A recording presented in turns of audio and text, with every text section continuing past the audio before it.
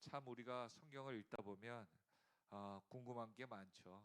또 그 궁금한 것을 성경을 계속해서 읽다 보면 어, 성경이 성경을 해석해서 깨달아지는 경우도 있고, 성경이 해석하지 않고 그냥 놔두어서 우리가 그냥 추측을 하는 경우도 많습니다.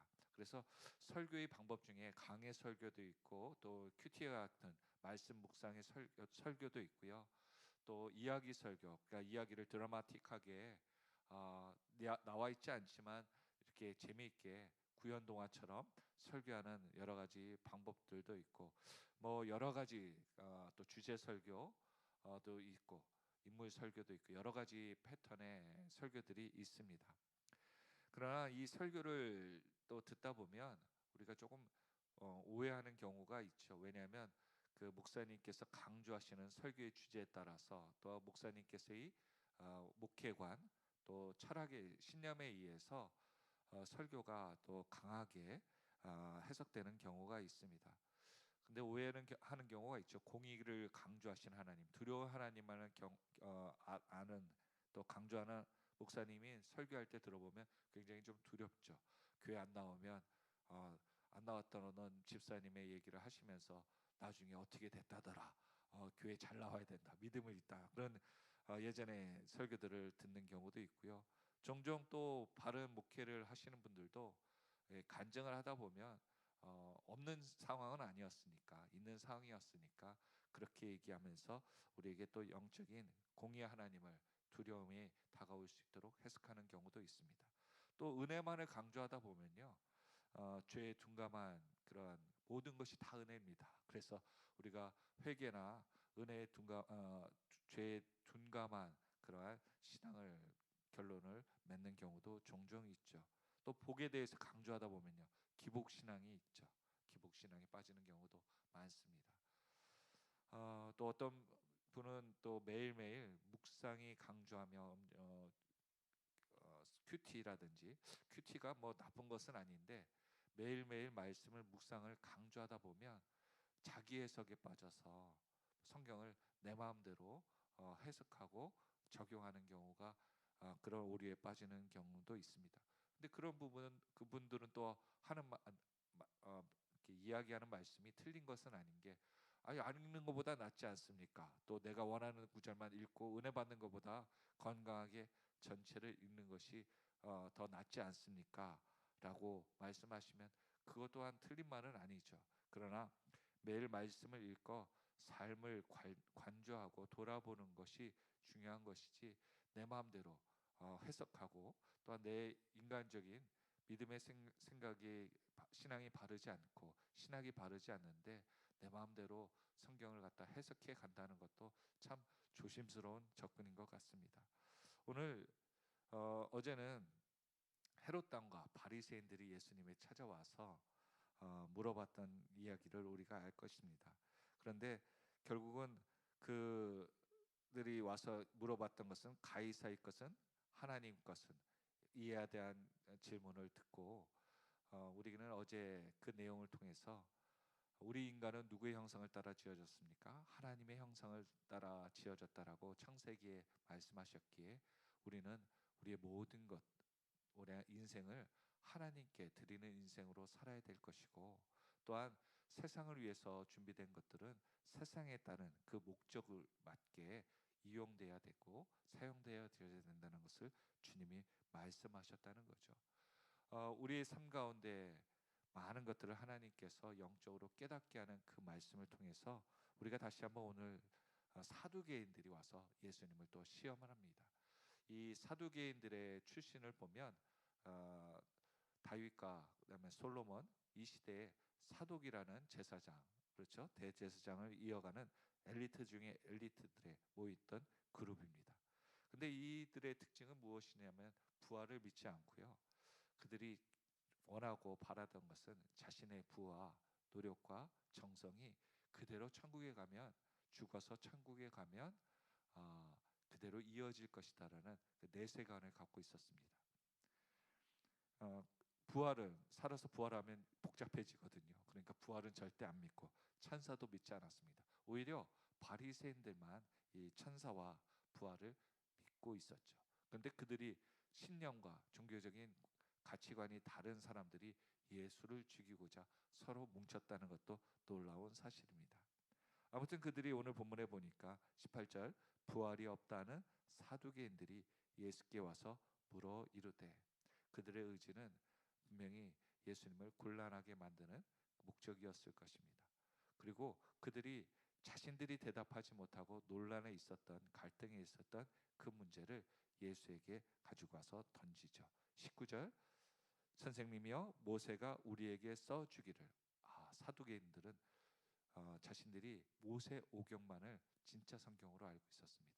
그 외에 선지자서 또한 시편이라든지 그 위에 있는 구약에 있는 많은 부분들을 전부 인정하지 않고 오직 모세 오경만 성경으로 인정했던 사람들이죠. 그래서 그들은 그 편협한 신앙관으로 예수님에게 질문하는 겁니다. 우리가 잘 알고 있다시피 19절 이하에 그들이 예수님께 이야기했던 7번의 결혼한 여인, 그리고 그들이 가지고 있었던 그 상속과 그다음에 주인은 누구인가에 대한 그 부부의 진짜 부부는 누구인가에 대한 것들을 묻는 이 질문은요, 당시 계대 결혼이라는 여인을 보호하기 위해서 만들어진 그 법을 그들은 잘못 이해하고 있었습니다. 왜냐하면 이 계대 결혼의 특징은 무엇이냐면 대를 잇는 겁니다. 그들이 왜 대를 잇는 것이 중요했냐면 그들 대를 이어서 그들에게 원하는, 그들을 구원할 메시아가 올 것을 준비하는 것이 계대 결혼이었습니다. 그래서 유대인들의 백성들 가운데 분명히 메시아가 올 것이다라는 것을 기대하기에 그들은 결혼을 자기 친족들, 피가 섞이지 않는 순수한 혈통 가운데 나오기를 준비한다는 의미로서 계대 결혼을 강조했습니다. 또한 이 계대 결혼은 그 여인이 남편이 사별하면 누구든지 그 여인을 챙기지 않으면 여인은 결국 사회에서 방치되어 죽기에 가족들이 또한 혈족들이 그 여인을 결혼하여 보호할 수 있도록 만들어 놓은 거죠. 세 번째로는 여기에는 그들에게 분명히 땅이라는 상속의 분이 있었습니다. 각 지파들에게 나눠진 그 분량의 땅들이 있었죠. 그런데 그 땅을 가지고 남편이 죽으면 그 아내가 다른 이방인의 곳에서 살다가 죽으면 그 땅이 자신의 종족에서 사라지기 때문에 그 땅을 보호하고자 하는 그 목적이 계대 결혼 가운데 세 가지 의미가 숨어 있었던 것이죠. 그러면서도 이 중요한 핵심은 이 상실한 여인의 죽은, 남편이 죽은 여인을 보호하는, 약자를 보호하는 하나님의 계획이 있었습니다.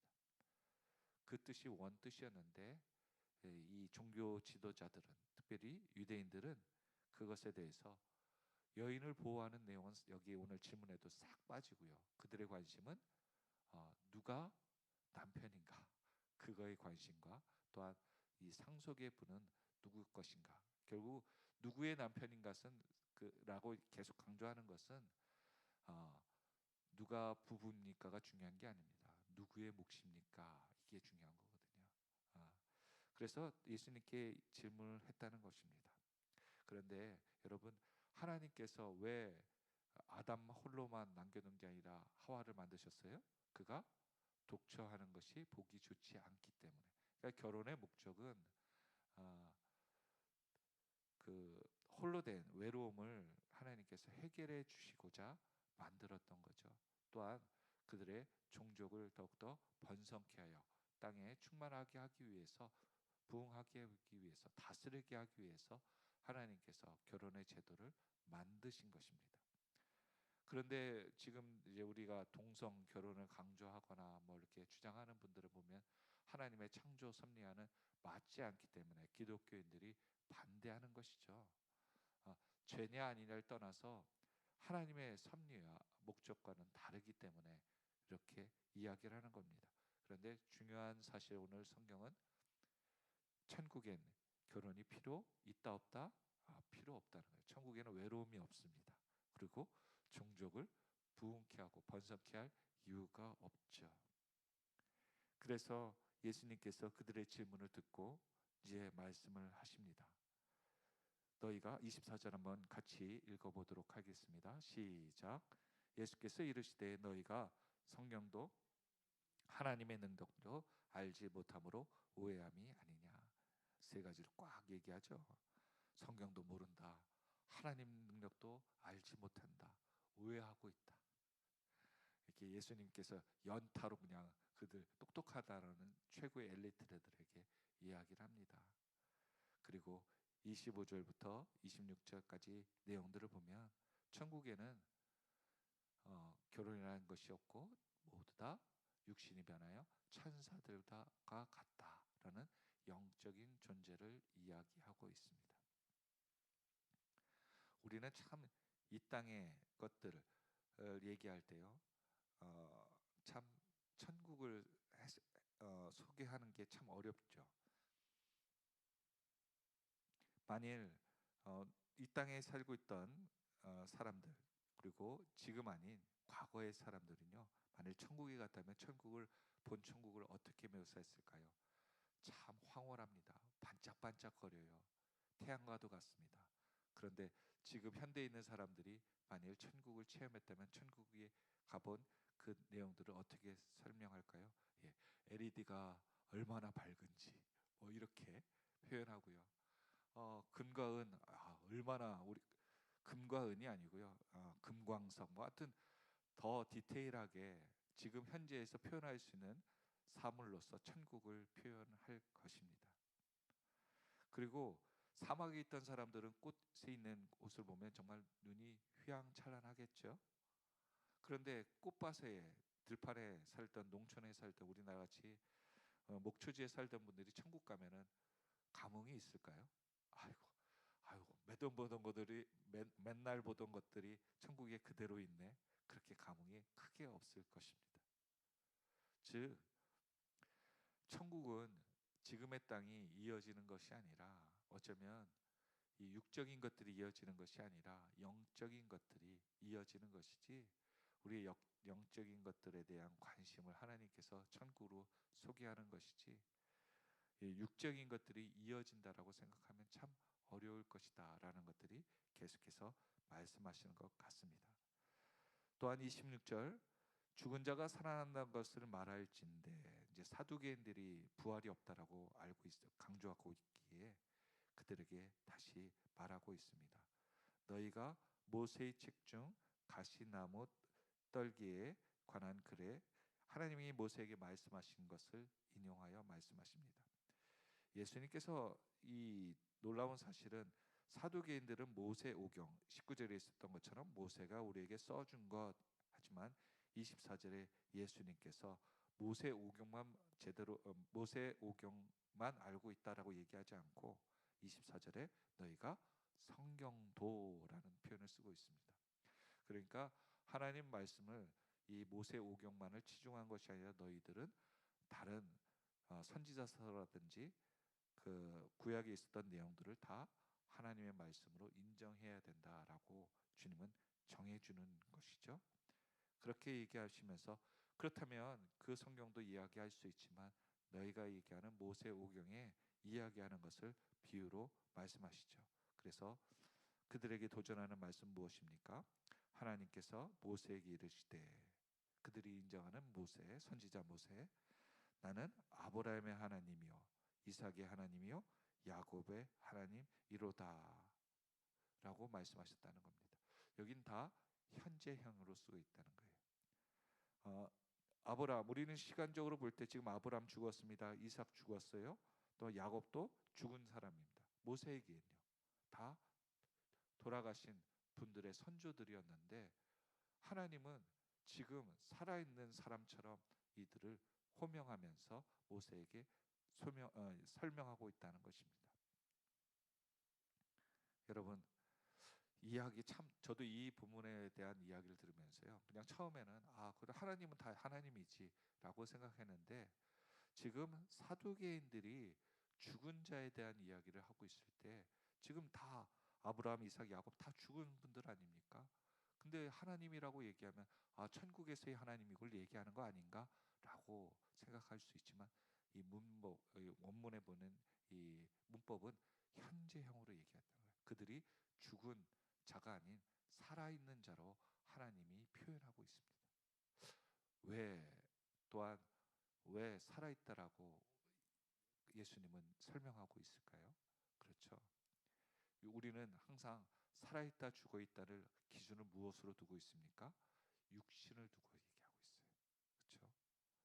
그런데 하나님은 살아있다 죽어있다 할 때 죽어있는 것을 잠으로 표현하시더라고요.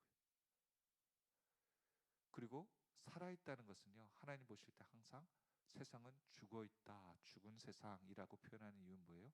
영적으로 죽어있기 때문에. 그리고 살아있다라는 것은 영적으로 살아있기 때문에. 그래서 아브라함의 하나님, 약속의 영적인 하나님, 이삭과 야곱, 또 아브라함은 다 죽었지만 하나님이 영적으로는 부활을 준비하고 살아있다라고 말씀하시는 거죠. 또한 이러한 표현을 쓰더라고요. 우리가 밤에 하늘을 보면 무엇이 보여요? 인공위성이요? 그것보다 더 중요한 별들이 보이죠.